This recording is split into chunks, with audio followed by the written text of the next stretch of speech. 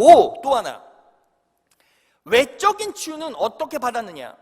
자, 공관복음 중에 마가 누가복음에서 예수님이 파송하신 12제자의 명단을 제외한 모든 마가복음, 누가복음에 이 마태라는 사람의 이름은 마태라고 나오지 않아요.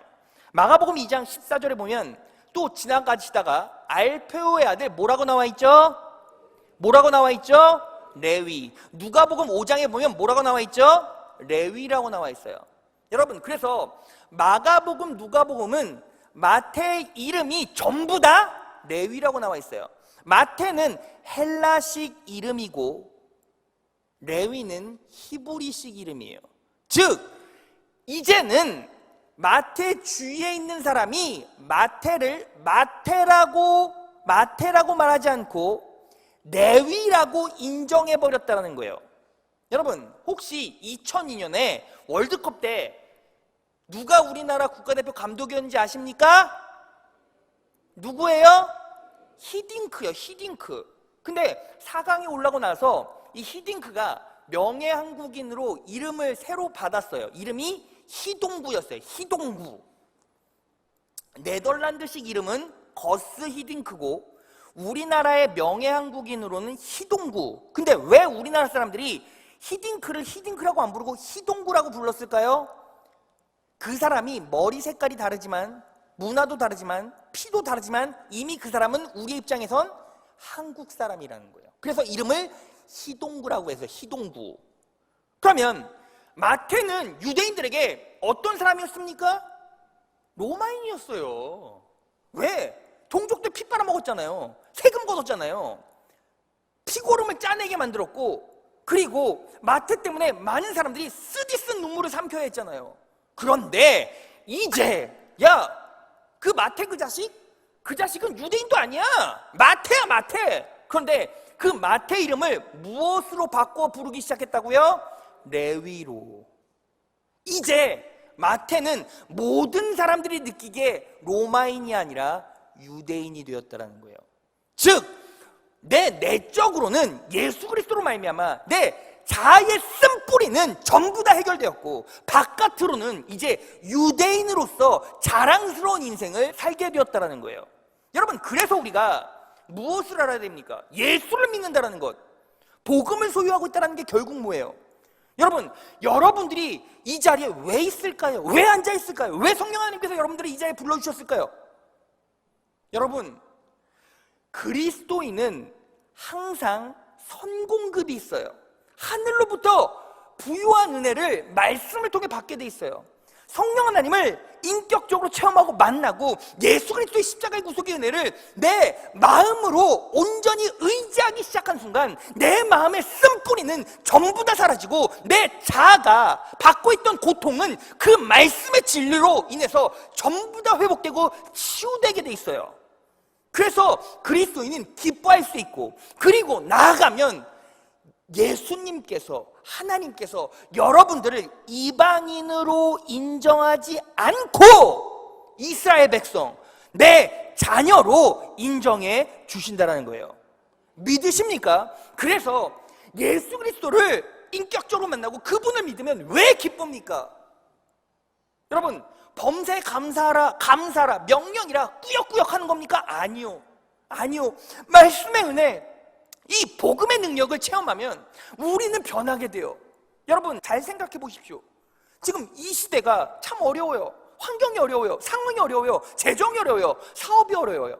그런데 여러분, 잘 생각해 보세요. 사업이 어려운 거 맞습니까? 재정이 어려운 거 맞습니까? 아니요. 본질적으로 파고 들어가면 환경이 어려운 게 아니라 마음이 어려운 거예요. 마음이 무너져 있는 거예요. 그런데 예수를 만나면 그 예수 그리스도의 십자가의 구속의 은혜를 내가 경험하기만 하면 내 마음이 평안을 얻어요. 온유해져요. 왜? 하늘로부터 계속 긍휼하심, 위로가 쏟아지는 거예요. 그래서 내 마음의 찌꺼기가 사라져요. 평안해져요. 기뻐져요. 행복해져요. 기뻐합시다. 변장하고 위장하지 않아도 그냥 기쁘고 행복한 거예요. 여러분, 저는요 오늘 말씀 선포하는 게 너무 기뻐요. 너무 감사해요. 미칠 듯이 행복해요. 왜요? 하나님의 자녀들이 이렇게 힘든 상황에서도 예수 그리스도 붙잡고 그분 의지해서 이 자리에 나왔잖아요. 그리고 하나님의 영광이 말씀을 통해 드러나고 있어요. 그리고 이 말씀을 믿음으로 소유한 자는 누구나 내적으로 외적으로 치유받고 그분의 자녀로 살아갈 수 있다는 거예요. 놀라운 은혜가 여러분들에게 이미 임했고 그 은혜가 여러분들의 삶을 변화시킬 거예요. 믿으십니까? 지금 이 은혜를 마태가 체험했다는 거예요. 그 은혜로 살아가신 여러분 되시기를 진심으로 축원합니다. 자, 둘째, 마지막이에요. 다 같이 읽겠습니다. 시작. 영원한 생명의 길은 예수님밖에 없다는 것을 알았습니다. 여러분, 마태가 마태복음에서 관심을 가지고 있었던 것은 천국이었어요. 그래서 특별히 마태복음만에 있는 특징이 무엇입니까? 마태복음 13장에 천국의 비유가 나오고요, 마태복음 24장, 25장에 종말의 기사가 나와요.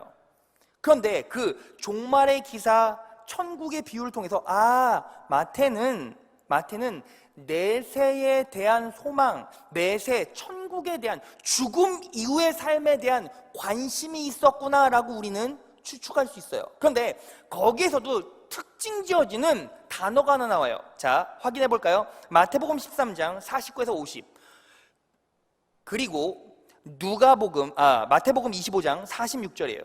세상 끝날에도 이렇게 할 것이다. 천사들이 와서 의인들 사이에서 악한 자들 가려내서 그들을 불 아궁이에 쳐넣을 것이니 그들은 거기서 울며 이를 갈 것이다. 마태복음 25장 46절 다 같이 읽겠습니다. 시작. 여러분, 마태가 천국에 대한 관심이 컸는데 특별히 무엇에 관심이 있었는지 아십니까? 따라해 볼까요? 의인. 여러분, 마태는 유대인이었고 천국 가고 싶었을 거예요. 그런데 구약의 방법으로는 어떻게 천국 갈 수 있죠? 율법을 지킴으로 천국 가는 거예요. 근데 여러분, 잘 생각해 보세요. 마태는 천국 갈 수 있습니까? 천국 갈 수 없어요. 왜? 십계명에 뭐가 나와 있죠? 내 이웃의 것을 탐하지 말라, 도둑질하지 말라, 이런 것들이 쭉 나와 있어요. 그런데 마태는 매일 이웃의 것을 탐해야 하고, 매일 유대인들의 입장에서 보면 마태는 도둑놈이에요. 그리고 그걸 본인도 알고 있었어요. 그러면 본인은 천국 가고 싶지만 천국 갈 수 있어요, 없어요? 없는 거예요. 내세에 대한 확신은 있었지만 내가 천국 갈 거다라는 마음이 없었다라는 거예요. 그런데 그때 마태 앞에 예수님이 나타나셔서 유대인들의 가치관과 생각들을 완전히 뒤엎어버리는 한 얘기를 하세요. 자, 마태복음 5장 6절 보겠습니다. 다 같이 읽겠습니다. 시작.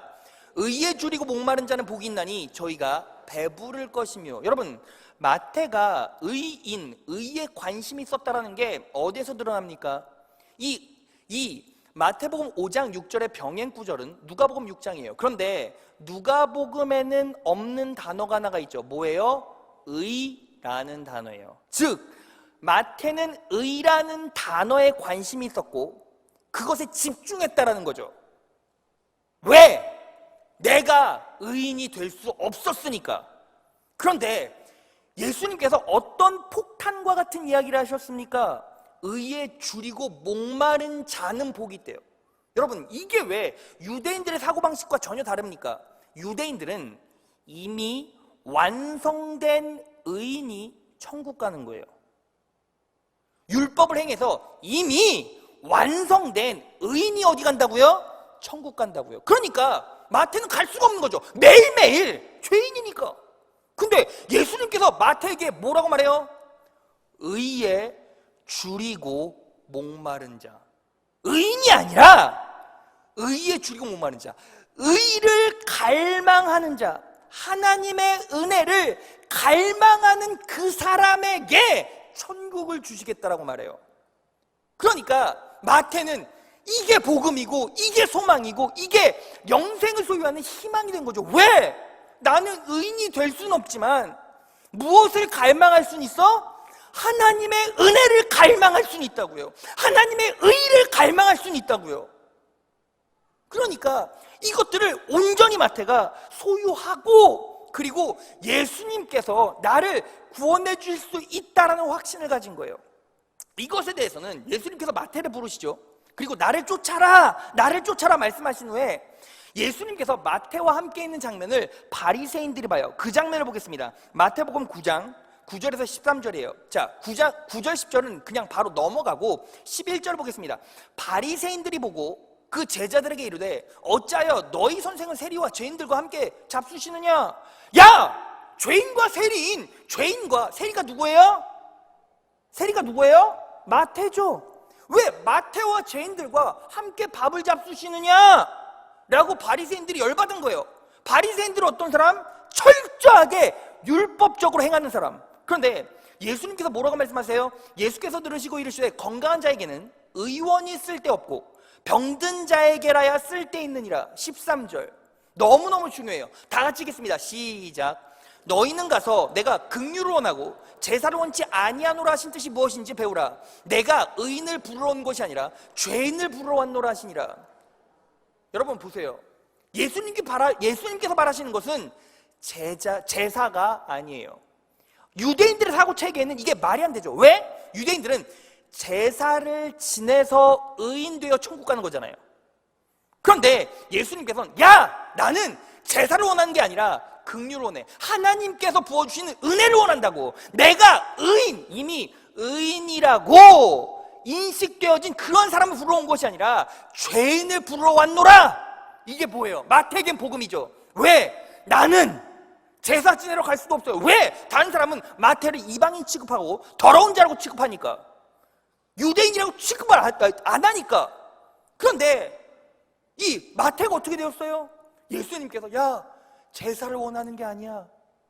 하나님의 은혜를 원해. 하나님의 은혜, 하나님의 은혜를 갈망하는 그 사람에게 천국이 임할 거야. 나는 의인을 부르러 온 것이 아니라 죄인을 부르러 왔어. 이 말씀을 마태가 복음으로 들어버린 거예요. 여러분, 그래서 이 말씀을 그대로 우리의 삶에 적용해 봅시다. 여러분, 우리도 마태와 똑같아요. 우리도 예수를 믿는다라고 고백하고 이 자리에 앉아있지만 실제로 생각해 보세요. 여러분들이 지난주에 예수님 뜻대로 살았습니까? 10계명만 예를 들어 볼까요? 여러분, 이 자리에 지난 한 주간 부모의 가슴에 못 박은 사람 없습니까? 내 자녀에게 험한 말, 상처 주는 말 뱉지 않은 사람 있습니까?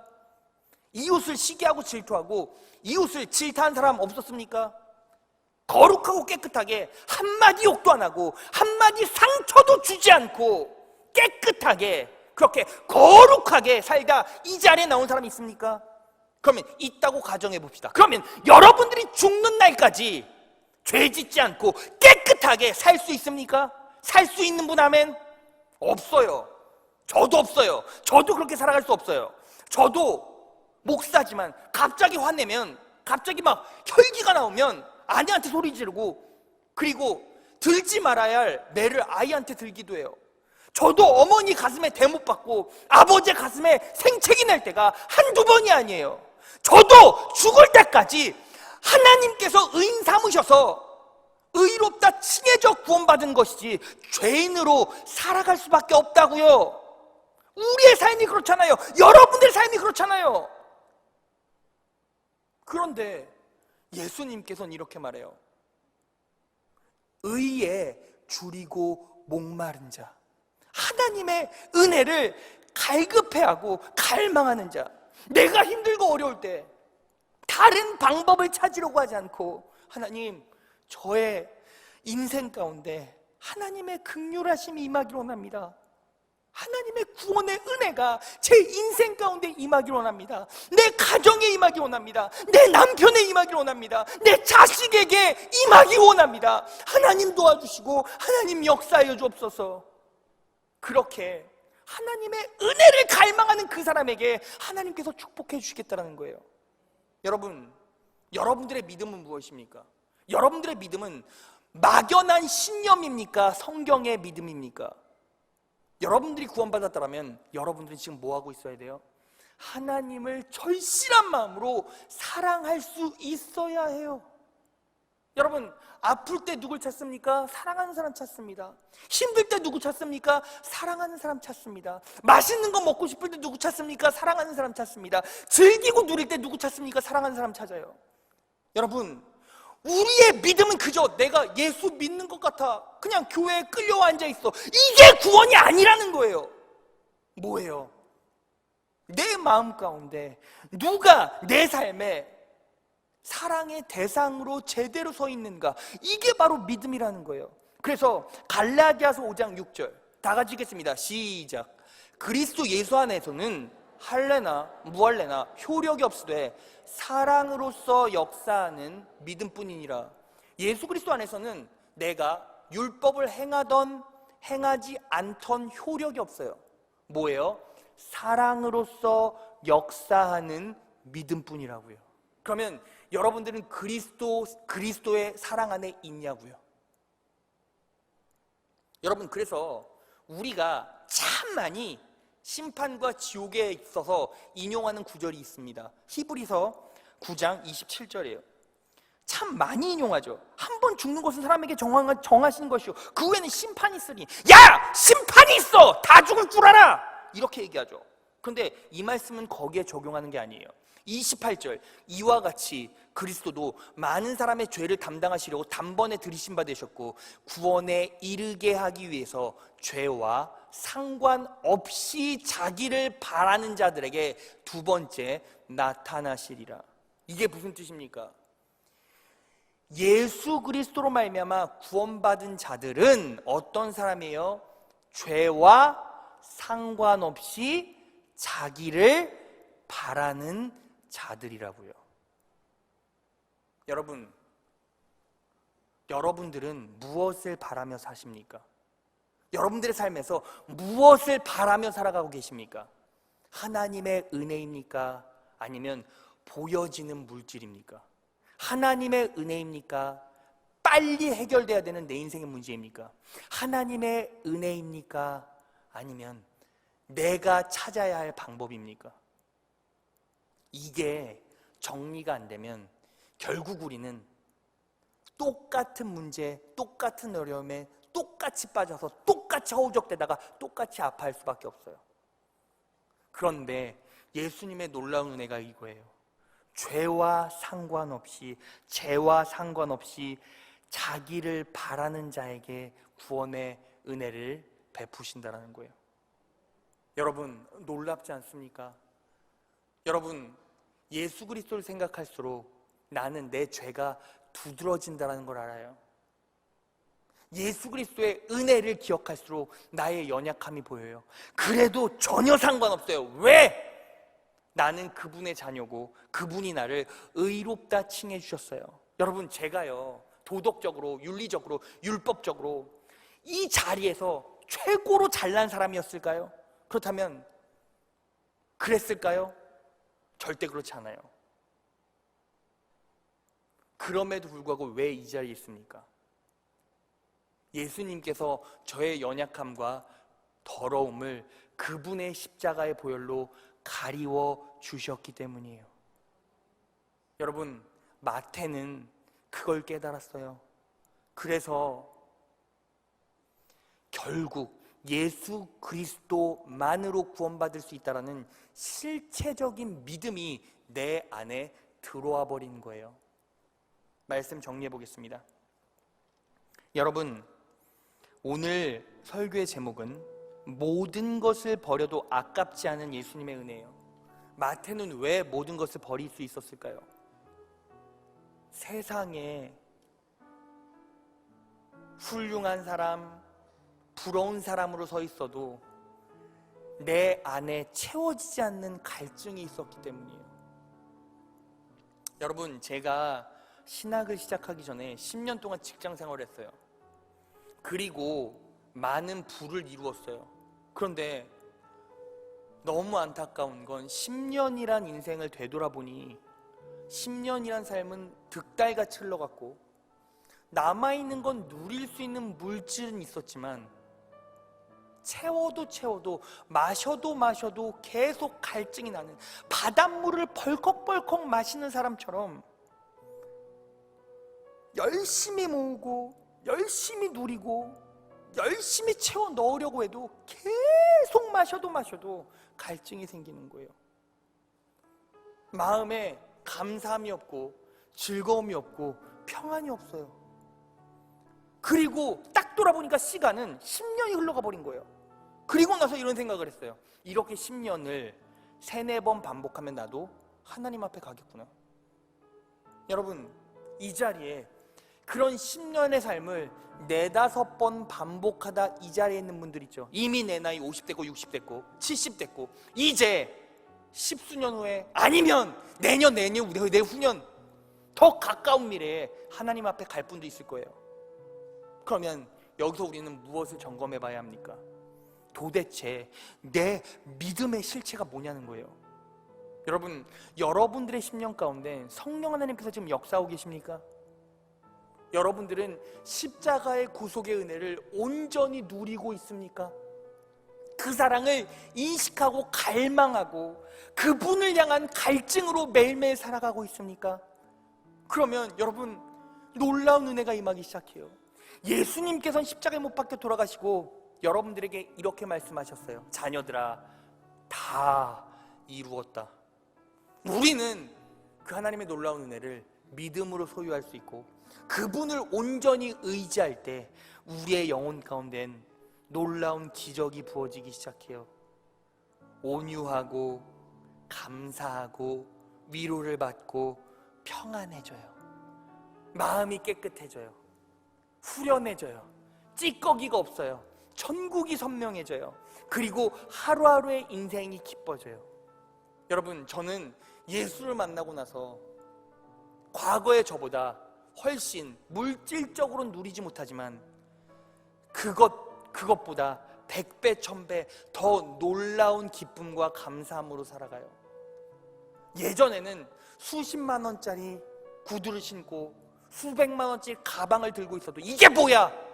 던져버릴 때가 있었지만 지금은 우리 권사님이 하나 건네주신 사탕 하나 받아 먹어도 너무 기쁘고 감격스럽고 가슴이 철렁철렁하고 감동스럽고 행복해요.